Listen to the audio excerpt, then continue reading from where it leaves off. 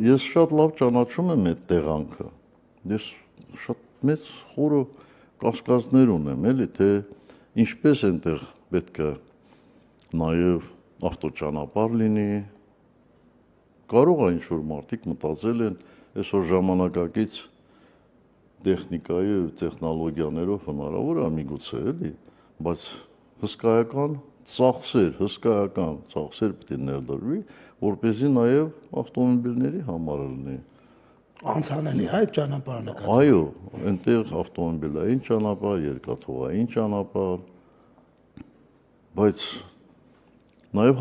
հաջորդ խնդիրը կա։ Այդ դեպքում մենք ո՞նց ենք գնալու Իրան, Իրանի Իսլամական Հանրապետություն։ Այդ նշանակում է կամ